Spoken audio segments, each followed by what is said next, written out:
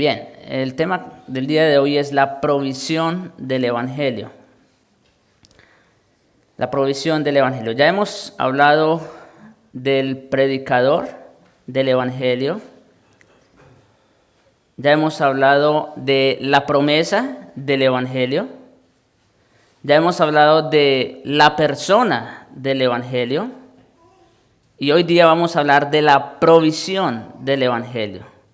Como se pueden dar cuenta, todo está centrado en el Evangelio.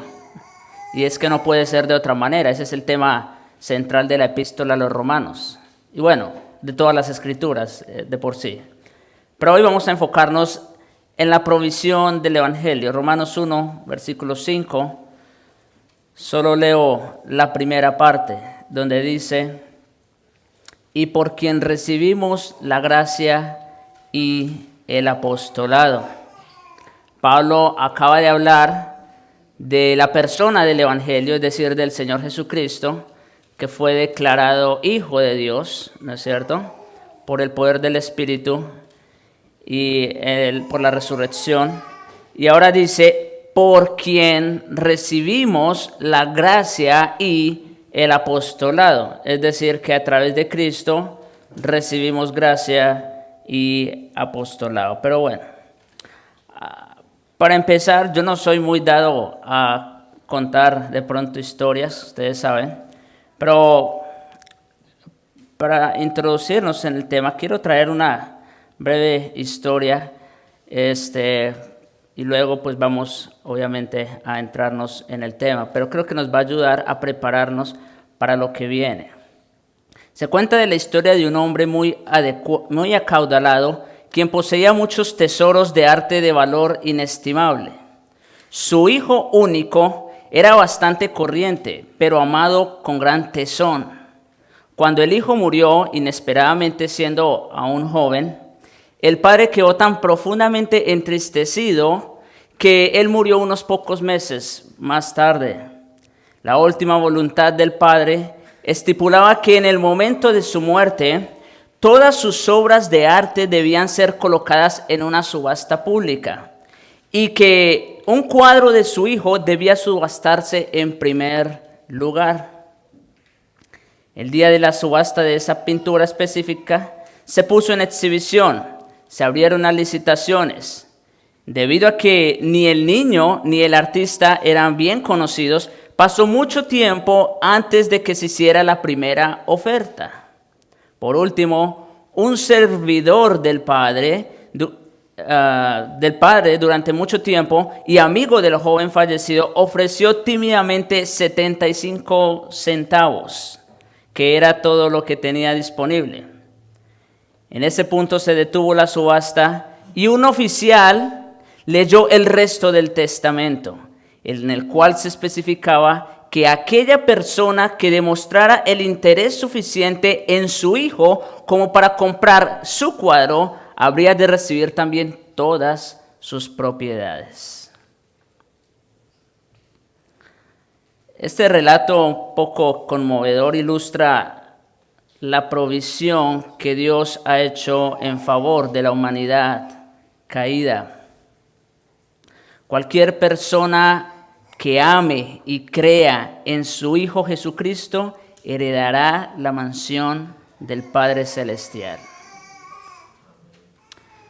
La buena noticia, hermanos, de Dios es que todo aquel que reciba a su Hijo por la fe es bendecido con toda bendición espiritual en los lugares celestiales en Cristo. Es decir, solamente estando unidos a Cristo mediante la fe podemos gozar y disfrutar de toda bendición espiritual.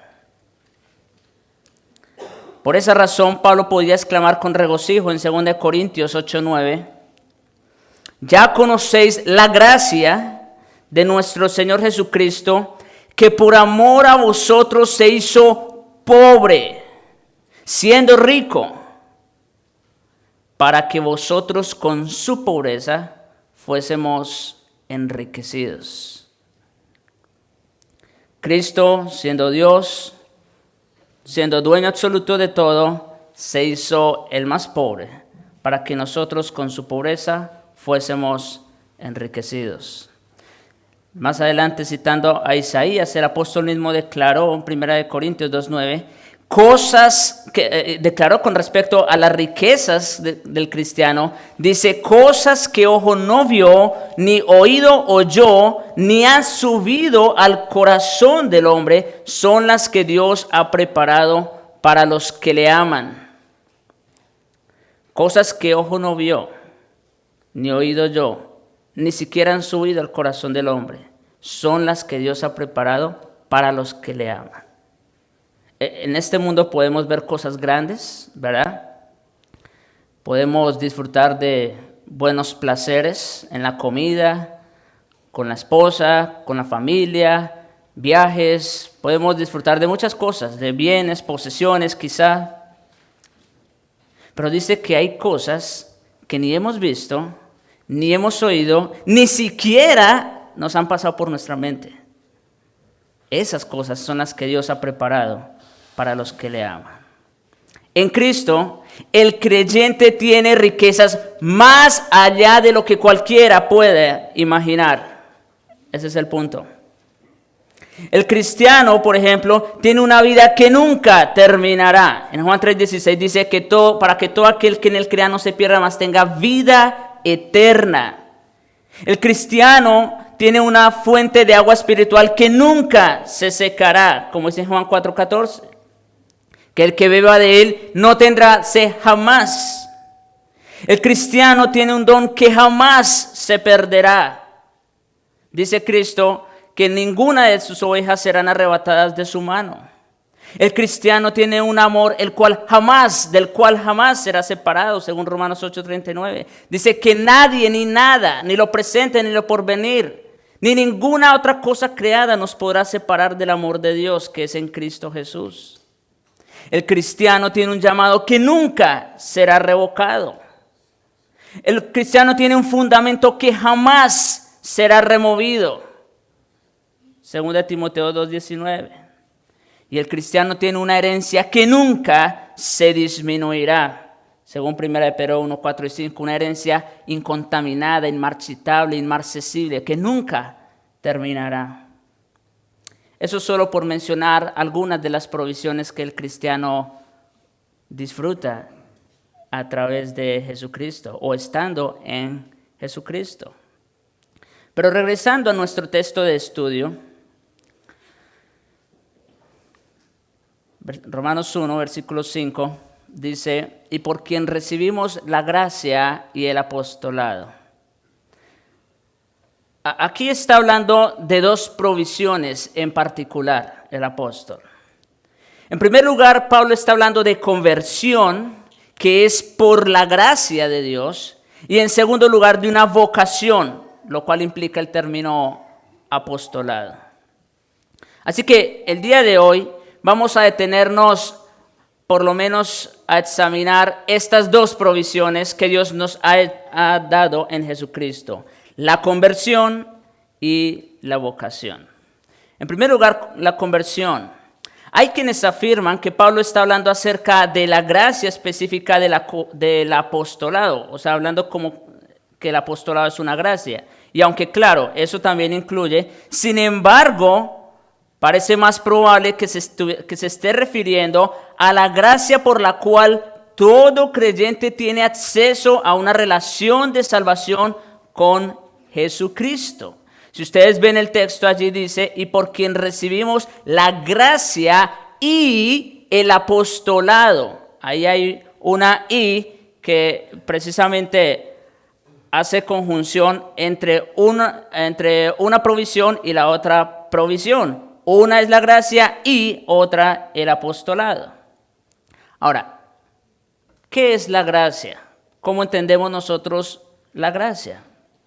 Bien, hermanos, gracia es un favor que no se merece ni se gana, al cual un creyente no puede por sí mismo contribuir en alguna cosa de valor. Es algo que ni se merece ni se gana, y algo en lo cual no podemos nosotros contribuir para nada. Dice Efesios 2, versículos 8 y 9, porque por gracia sois salvos. ¿Sí? La salvación es completamente de gracia, no nos la merecemos, no nos la ganamos, nosotros tampoco podemos contribuir en ella en nada. Entonces, por gracia sois salvos por medio de la fe, y esta fe no de vosotros, pues es don de Dios. Así que aún la fe que se ocupa para ser salvo también nos ha sido dada. Nosotros no aportamos nada en cuanto a la salvación. La gracia, en otras palabras, es la misericordia amorosa de Dios a través de la cual Él concede salvación, la salvación como un regalo a quienes confían en su Hijo. Repito esto. La gracia es la misericordia amorosa de Dios a través de la cual Él concede la salvación como un regalo a aquellos quienes confían en Jesucristo. Otra vez Juan 3:16. Porque de tal manera amó Dios al mundo. Esa es la misericordia amorosa de Dios. Amó Dios, que dio a su Hijo. Él hizo provisión en Cristo. Proveyó a su Hijo unigénito, para que todo aquel que en Él cree no se pierda, mas reciba el regalo de la vida eterna. Eso es gracia. Cuando cualquier persona deposita su confianza en Jesucristo como Señor y Salvador, Dios en su soberanía infunde en esa persona el hálito de su propia vida divina. Por eso hablamos de un nuevo nacimiento, porque las personas están muertas en sus delitos y pecados. Pero entonces cuando la persona cree en Cristo, Dios por su Espíritu le infunde aliento de su propia vida. Los cristianos están vivos espiritualmente porque han nacido de lo alto y han sido creados con la misma vida de Dios. Por eso Pablo dice en 2 Corintios 5:17, de modo que si alguno está en Cristo, nueva criatura es. Eso no se puede decir de todos los hombres, únicamente de aquellos que están en Cristo. Un creyente no tiene causa alguna para congratularse a sí mismo, ya que él no contribuye en absoluto a su salvación, ni lo puede hacer. No lo puede hacer. Por eso dice, no por obras, para que nadie se gloríe. En la salvación no hay lugar para las obras, así como no hay lugar para la jactancia. El logro humano carece de lugar en la obra divina de la gracia salvadora de Dios. Nosotros somos, como dice Romanos 3:24, justificados gratuitamente por su gracia. Aquí parece haber una redundancia. Gratuitamente por su gracia. Nosotros no nos la ganamos, no nos la merecemos, no aportamos nada, no nos cuesta nada, es gratis. Justificados gratuitamente por su gracia. Mediante la redención que es en Cristo Jesús. A nosotros no nos cuesta, pero sí costaba. Sí costaba un precio. Costaba toda una eternidad en el infierno. Pero dice aquí, volviendo al texto de Romanos 3:24, somos nosotros justificados gratis, a nosotros no nos cuesta, por gracia, mediante la redención que es en Cristo Jesús. Pero hubo uno que sí pagó el precio del rescate, y ese es Cristo. Con una redención en la que las obras y la jactancia del hombre quedan totalmente excluidas, fuera. Estamos hablando de la primera provisión, estamos hablando de la conversión, de la gracia de la conversión. La conversión en sí misma es una gracia de Dios, como les decía hace un momento. Nadie la busca, nadie la procura, todos se han apartado, cada quien buscó su camino. pero Dios en Cristo hizo provisión. La salvación no viene por medio del bautismo, la confirmación, la comunión, por ser miembro de una iglesia o por asistir a una iglesia, no. La salvación tampoco viene por guardar los 10 mandamientos o tratar de vivir conforme a los preceptos del Sermón del Monte o por servir a otras personas, ni siquiera por servir a Dios. No, la salvación no se logra de esa manera, la salvación no se gana, ya lo dijimos. Yo creo que eso debe quedar bien claro, la salvación no se logra a través de ningún logro, de ningún esfuerzo del hombre. No viene como resultado de ser moralmente recto, respetable y sacrificado. Tampoco se da por la simple, escuchen esto, tampoco se da ni siquiera por la simple razón de creer que hay un Dios y que Jesucristo es su Hijo. Hay que creer que Cristo es Hijo de Dios, sí. Pero ni siquiera se da por la simple razón de creer que hay un Dios y que Jesucristo es su Hijo. ¿Por qué? Porque como dice Santiago 2:29, aún los demonios reconocen tales verdades y tiemblan ante ellas. La salvación, hermanos, escuchen con atención, la salvación viene únicamente cuando una persona que se arrepiente de su pecado recibe por fe la provisión de la gracia del perdón que se ofrece mediante la obra expiatoria de Jesucristo.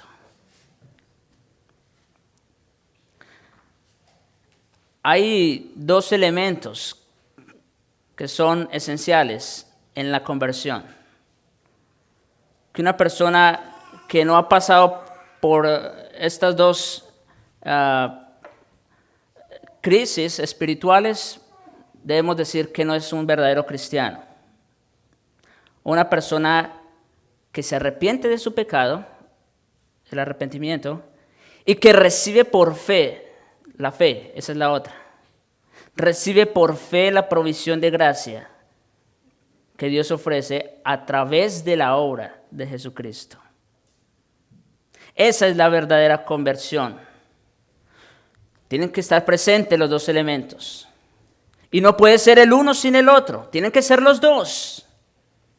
El arrepentimiento y la fe. Arrepentimiento, duelo de su pecado. Lamento espiritual. Un reconocimiento de su total depravación e incapacidad. Y por otro lado, fe en la provisión que Dios ha hecho a través de Jesucristo. Escuchen a Pedro cómo termina su discurso en el pórtico de Salomón, en Hechos capítulo 3, versículo 19. Hechos capítulo 3, versículo 19. Así que, después de que les ha anunciado el Evangelio, así que arrepentíos y convertíos. ¿Lo ven? Ahí están presentes otra vez esos 2 elementos, arrepentimiento y fe. Arrepentíos y convertíos para que sean borrados vuestros pecados, es decir, para ser justificados, para que vengan de la presencia del Señor tiempos de refrigerio. Ahí tenemos entonces la verdadera conversión, arrepentimiento y fe. Y es necesario, aquí es donde quiero llegar, es necesario que estos 2 elementos, el arrepentimiento y la fe, estén presentes en la conversión, porque de otra manera la salvación sería por obras. Pero es así para que sea por gracia. Miren, hermanos, la fe es el único acto que no es una obra en sí misma. La fe lo único que hace es recibir. Eso es todo. No hace absolutamente nada. Y como dijimos, aún esa fe para recibir el regalo de Dios Dios mismo nos la ha dado, porque ningún hombre quiere buscar al Señor. Y aún su primer fruto, el arrepentimiento, es un don de Dios. Mire cómo dice Hechos capítulo 11, versículo 18. Dice, entonces, oídas estas cosas, callaron y glorificaron a Dios diciendo,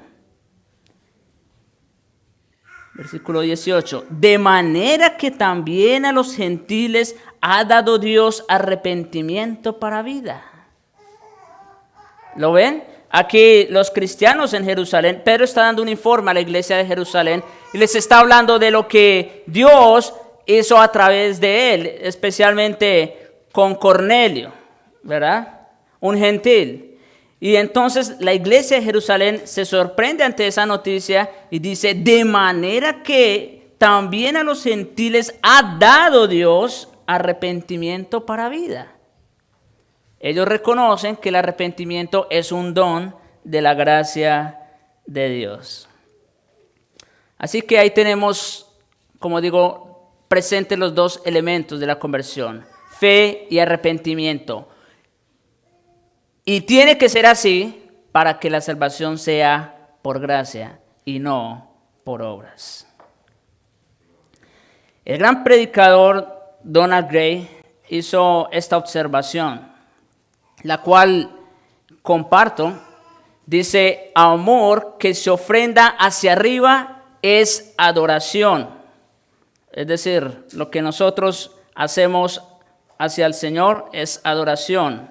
Amor que se extiende hacia afuera es afecto, lo que tenemos por nuestros hermanos. Amor que se agacha es gracia. Nuestro amor por el Señor se expresa en adoración. Nuestro amor hacia los hermanos es afecto, pero el amor de Dios por nosotros, eso es gracia. En una condescendencia divina inimaginable, Dios bajó su mirada para fijarse en una humanidad pecadora y caída a fin de poder en su gracia ofrecer a su Hijo para redención. No tenemos que ir más lejos, el mismo texto de Juan 3:16. De tal manera amó Dios al mundo, Dios miró hacia abajo. Eso es gracia.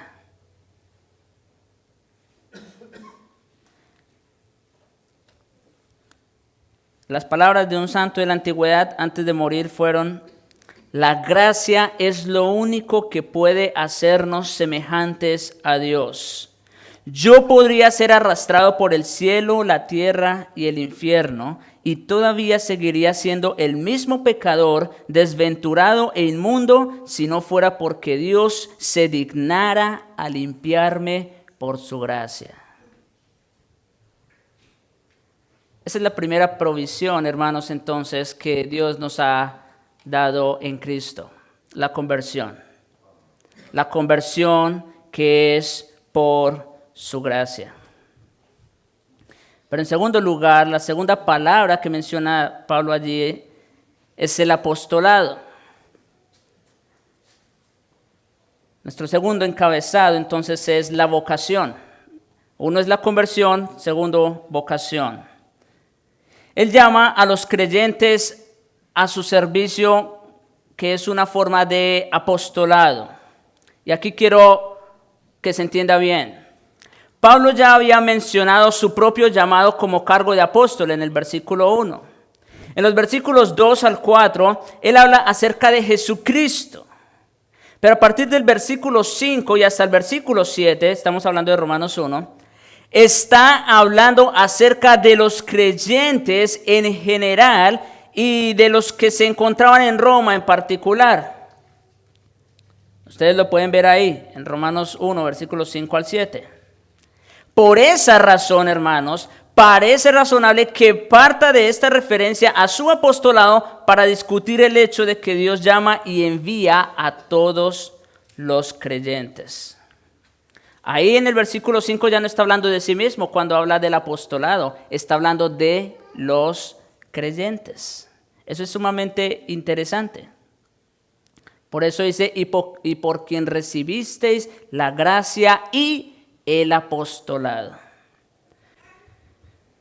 Como ya dijimos en un sermón, el término griego apóstolos, el cual normalmente se translitera como apóstol, tiene el significado básico de el que es enviado, un emisario.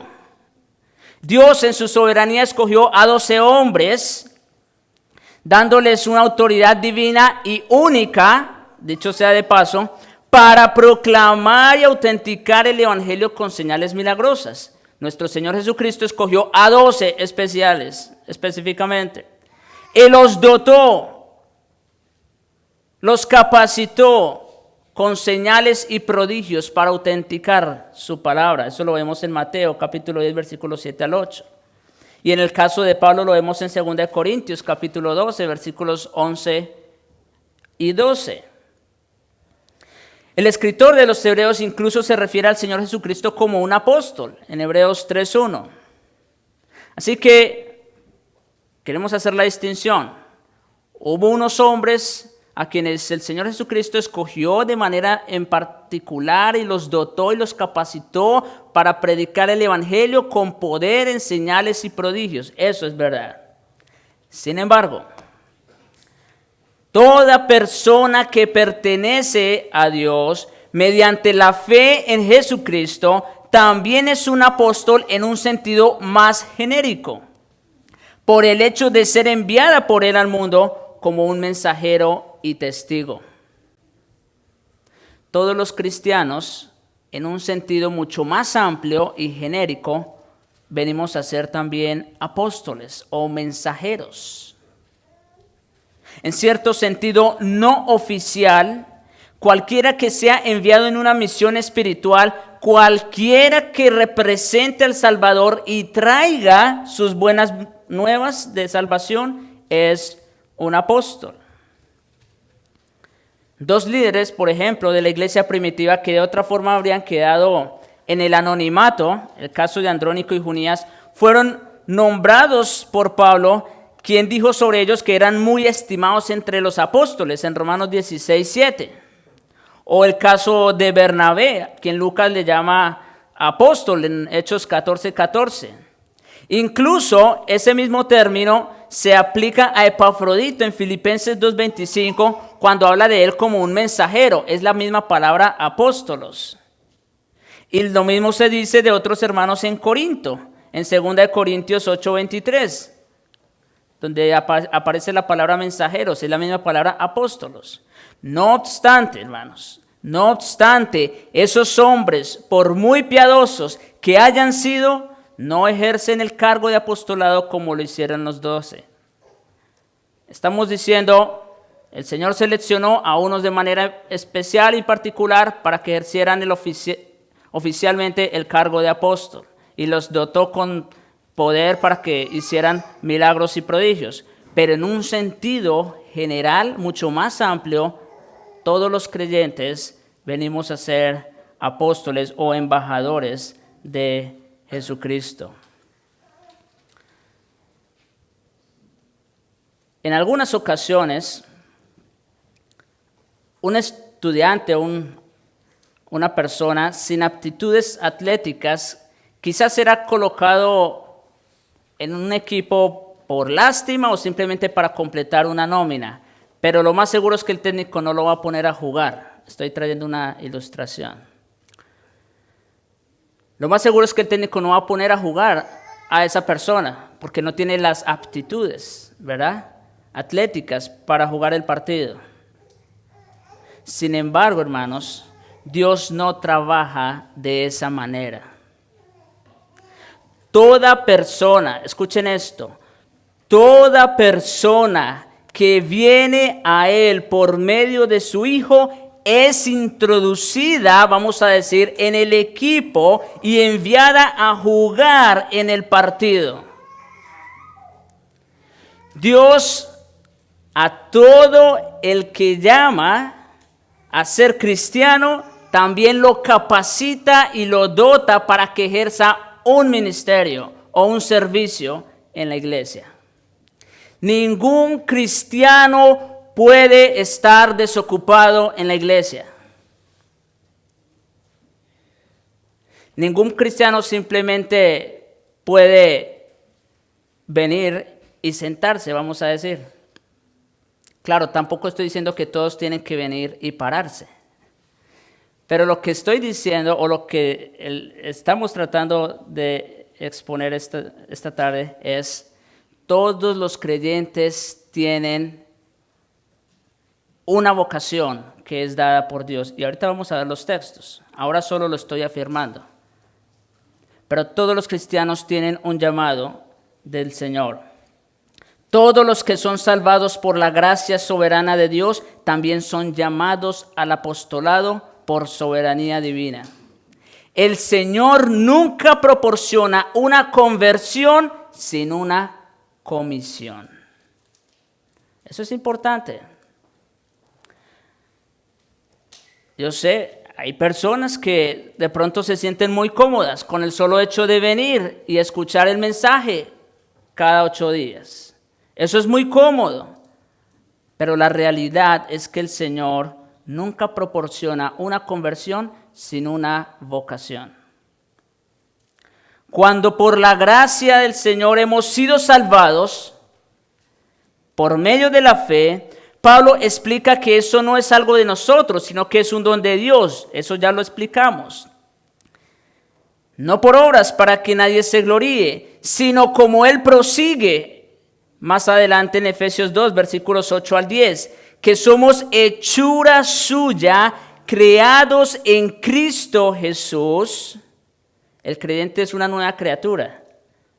Para buenas obras. ¿No somos salvos por buenas obras? No, pero sí somos salvos para buenas obras, las cuales Dios preparó de antemano. El Señor ya nos las preparó para que anduviésemos en ella. ¿Ven que no podemos estar quietos? ¿No podemos simplemente quedarnos sentados? Para que anduviésemos en ellas. Más adelante en la misma epístola, y allá quiero que vayamos, Pablo ruega a los creyentes. Miren Efesios capítulo 4. Efesios capítulo 4. Estamos hablando de 2 tipos de provisión. La primera fue la conversión, pero la segunda es el apostolado o la vocación del cristiano. Mire cómo dice Efesios 4, versículo 1. Yo pues, preso en el Señor, dice Pablo, os ruego, lo hace con ruego, con súplica, os ruego que andéis como es digno de la vocación con que fuisteis llamados. Todos los que fuimos salvos una vez, estamos en la misma epístola de los Efesios, la misma en la que vimos o hablamos acerca de la conversión, que es por gracia. Y aquí dice ahora, os ruego que andéis como es digno de la vocación con que fuisteis llamados. Todos los cristianos que han sido salvos también son llamados y son dotados para una vocación en particular. Dice, sigue diciendo, con toda humildad y mansedumbre, soportándoos con paciencia los unos a los otros en amor. Bueno, eso es parte de la vocación, ¿no? El amarnos los unos a los otros. Pero más adelante, versículo 7 de Efesios 4. Pero a cada uno de vosotros nos fue dada la gracia conforme a la medida del don de Cristo. Otra vez, tenemos aquí la palabra gracia y tenemos el don de Cristo. A cada uno de nosotros nos fue dada la gracia conforme a la medida del don de Cristo. Ahora, ¿y cómo sé yo o cómo podemos saber que lo que está hablando aquí se está refiriendo a una vocación? Bueno, en el versículo 1 ya lo dijo, ¿no es cierto? Pero también en el versículo 4 dice, un cuerpo, un espíritu, como fuisteis también llamados en una misma esperanza de vuestra vocación. Y no solo eso. Versículo 11. Y él mismo constituyó. Vemos a Cristo constituyendo. Y aquí el apóstol menciona solamente unos oficios, ¿verdad? Dice, él mismo constituyó a unos apóstoles, a otros profetas, a otros evangelistas, a otros pastores y maestros. Claro, todos no están llamados a ser pastores y maestros o evangelistas, ¿no es cierto? Pero mire lo que dice, lo que sigue diciendo. Estamos hablando de la vocación, recuerden. Y dice que Cristo, como dice en el versículo 7, a cada uno nos fue dada la gracia conforme a la medida del don de Cristo. En el versículo 11 dice que Él constituyó a unos apóstoles, profetas, maestros, ¿verdad? A fin de, ¿cuál es el propósito por el cual Dios constituyó pastores y maestros en la iglesia? A fin de perfeccionar a los santos para la obra del ministerio, para la edificación del cuerpo de Cristo. Es decir, Dios constituyó pastores y maestros y apóstoles y profetas en su tiempo para preparar a la iglesia. Dice, para perfeccionar a los santos para la obra del ministerio. Ellos no pueden estar quietos. Para la edificación del cuerpo de Cristo. Hasta que todos lleguemos, miren cuál es el propósito de todo esto. Hasta que todos lleguemos a la unidad de la fe y del conocimiento del Hijo de Dios, a un varón perfecto, a la medida de la estatura de la plenitud de Cristo. Hermanos, nosotros estamos aquí, en otras palabras, para ayudarles en este proceso de edificación. Pero la edificación es mutua. Nosotros estamos aquí para prepararles, pero el trabajo es de todos, no solo de los pastores y maestros, como dice en el versículo 12. Nosotros preparamos a los santos para el ministerio, pero la edificación es del cuerpo de Cristo, es de todos. Y el propósito de esto, hasta que todos lleguemos a la unidad de la fe y del conocimiento del Hijo de Dios. En otras palabras, hasta que lleguemos a ser semejantes cada vez más a nuestro Señor Jesucristo. Pero otra vez, pregunta, ¿el trabajo acaso es únicamente de los pastores? No, ya lo dijimos. Versículo 14. Para que ya no seamos niños fluctuantes. El apóstol quizá está tratándonos de inmaduros, ¿no les parece? Para que ya no seamos niños fluctuantes, llevados por doquiera de todo viento de doctrina, por estratagema de hombres que para engañar emplean con astucia las artimañas del error. A eso quiere llevarnos el apóstol.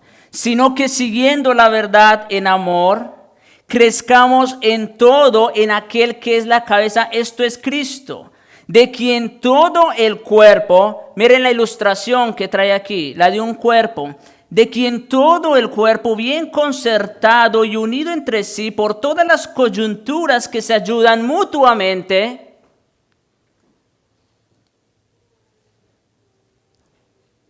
ustedes deben haber escuchado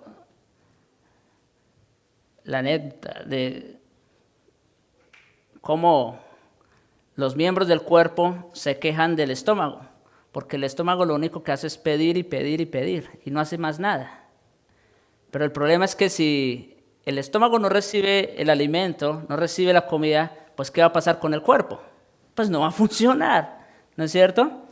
Dice aquí el apóstol, de quien todo el cuerpo bien concertado y unido entre sí por todas las coyunturas que se ayudan mutuamente, según la actividad propia de cada miembro, recibe su crecimiento para ir edificándose en amor.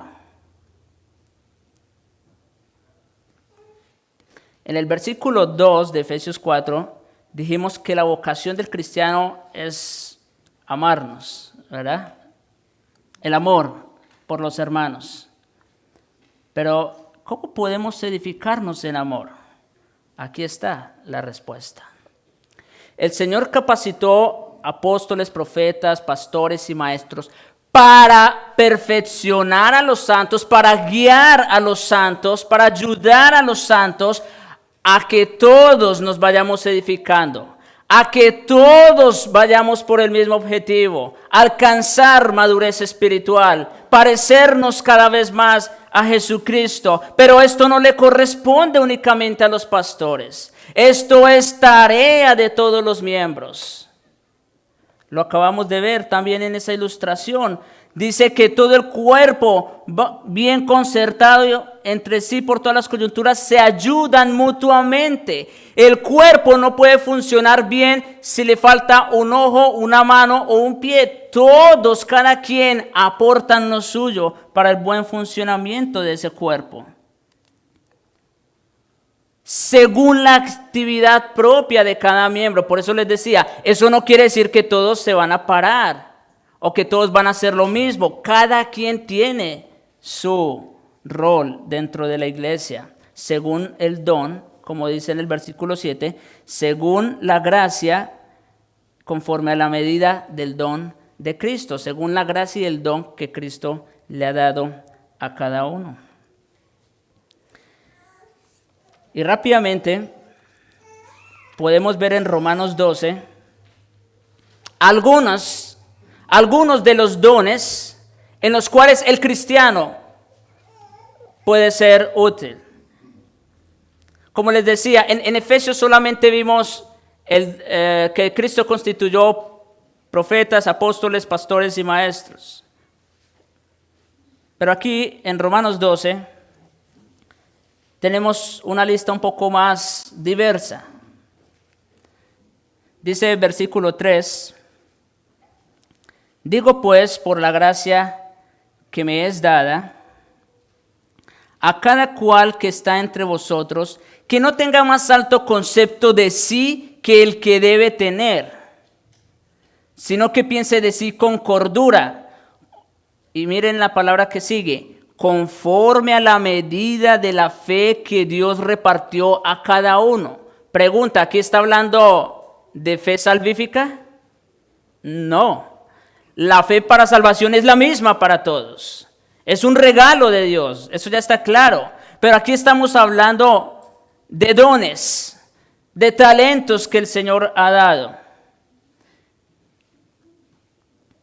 Versículo 4. Porque de la manera que un cuerpo tenemos muchos miembros, otra vez la figura del cuerpo, para que vean que no es solo cuestión que le salió al apóstol en un momento dado, no. Esa es la figura de la iglesia, un cuerpo. Dice, porque de la manera que en un cuerpo tenemos muchos miembros, pero no todos los miembros tienen la misma función.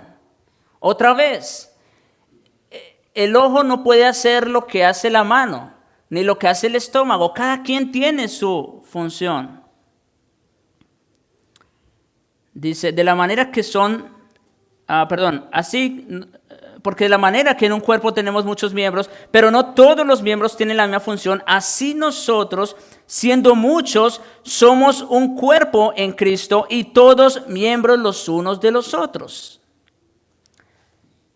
De manera que, teniendo diferentes dones, según la gracia que nos es dada, y aquí empieza, si el de profecía, úsese conforme a la medida de la fe, o si de servicio, en servir, o el que enseña, en la enseñanza, el que exhorta, en la exhortación, el que reparte, con liberalidad, el que preside, con solicitud, el que hace misericordia, con alegría.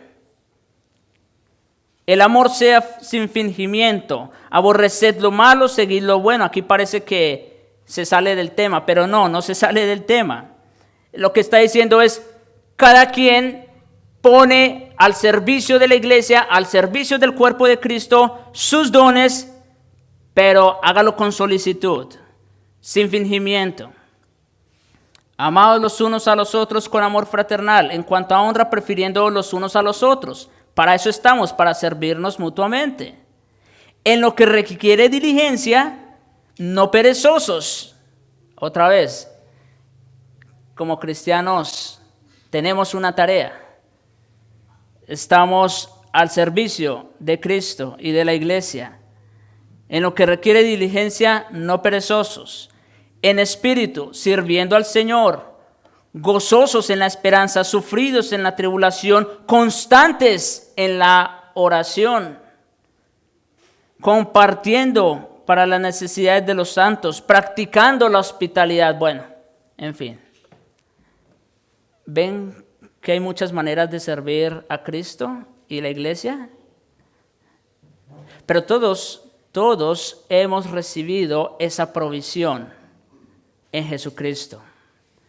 Así como nosotros, los creyentes, hemos recibido la provisión de la gracia para la conversión y la salvación, todos los creyentes también hemos recibido un don, hemos recibido un talento, hemos recibido un apostolado, y a cada quien también se nos pedirá cuentas de la manera como usamos ese talento o ese don. Que nuestro propósito para el presente año, hermanos, sea profundizar nuestra relación con el Señor para crecer en la gracia y nuestro conocimiento de Él. Y de esa manera poder servir a los demás conforme a la medida de la fe que nos ha sido dada. No tenemos por qué estar ociosos. Todos tenemos trabajo para hacer. Como dice nuestro Señor Jesucristo, de gracia recibisteis, dad de gracia. Oremos.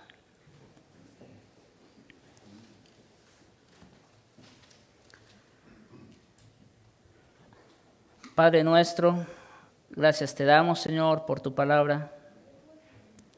Gracias te damos por estas provisiones que nos has dado a través de Jesucristo. Nos has dado salvación, vida eterna. Nos has dado fe y arrepentimiento para creer en ti. De pura gracia, Señor. Pero también, Señor, nos has dado una vocación. Nos has dado un ministerio en el cual tenemos que servir. Te rogamos, oh Señor, que nos ayudes a identificar cuál es ese ministerio, esa labor en la cual tú quieres que te sirvamos, que sirvamos en tu reino y que sirvamos a los hermanos. Oh Señor, no permitas que estemos ociosos en aquello que requiere diligencia.